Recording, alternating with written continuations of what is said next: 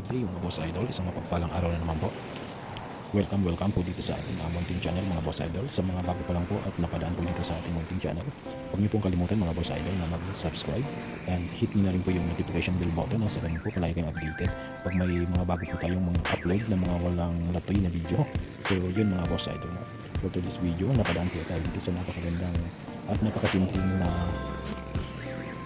eatery or isang pansiteria po ito mga boss idol. Jubis Pansiteria sa Barangay Redondo, Igig, Cagayan. So mapapansin nyo sa labas sobrang liit niya lang, pero pag pumasok ka sa loob malawak pala yung ambience niya sa loob and napakaganda ng arrangement, so napakalinis. Nagpo-offer pala to mga boss idol ng bali pinaka main dishes nila dito. Ang pinaka main menu nila dito is pansit, kasi pansiteria po sila. Dito po matatagpuan yung original pansit batipatong na delicacy ng Cagayan Valley. So yung may-ari po kasi nito mga boss idol ay yung dekada nang gumagawa at nagluluto ng pansit batipatong. Pero ngayong araw mga boss idol, itatry natin yung kanilang goto overload kung tawagin, only rice and only sabaw na rin.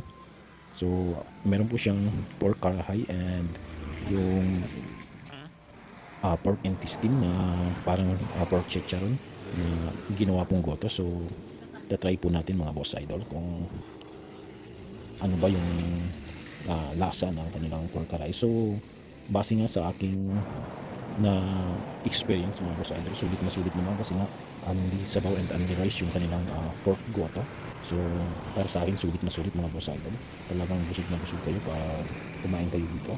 So yun nga dito mga idol, makikita nyo dito yung pastel niya, guto igig astig. So astig po kasi mga boss idol, kasi astig na po yung guto na dito sa inyo. So yun mga boss idol.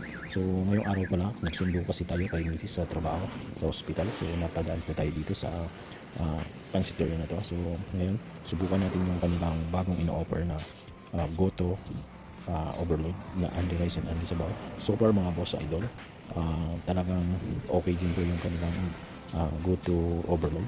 Talagang madaming laman and mapapakain ka talaga kasi only sabaw and only rice na. So kung gusto niyo pong kumain ng maramihan, so kung hindi po kayo nagda-diet and gutom po kayo, gusto niyo bumakbak ng kain ng magandang, so dito po kayo pumunta kung malapit po kayo sa area na to. So nakikita niyo naman mga boss idol, okay? Kitang-kita niyo naman, so talagang sulit na sulit. Siksik yung laman mga boss idol.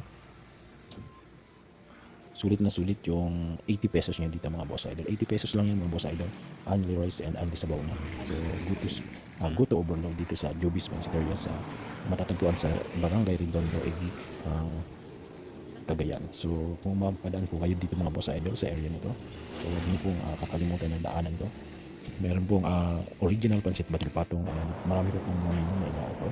So maganda rin po yung ambience nila sa labas, napakalawak po ng parking and maaliwalas po yung area, malamig po sa loob, pasok yung hangin and talagang sobrang presko.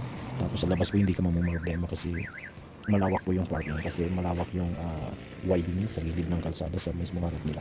So makikita nyo din nasa gilid ng kalsada mga boss idol, hindi po kayo mahihirapan na mag-parking. So sobrang napaka-relax and maganda po yung area nito mga boss idol. Pero mapadaan po kayo dito, subukan niyo po yung kanilang mga ino-offer na menu mga boss idol. So yun lang mga boss idol, maraming salamat na naman sa isang mapagpalang araw na naman na lumipas at nakonsumo ko naman ang 5 minuto ng buhay nyo mga boss idol. Thank you so much mga boss idol sa mga patuloy na pagsuporta dito sa ating munting channel, GRLKBTGF. So hanggang sa susunod naman po natin mga walang latoy at walang kwentang video mga boss idol. Thank you so much po. Keep safe po and God bless. Bye bye mga boss idol. Ibig na lang.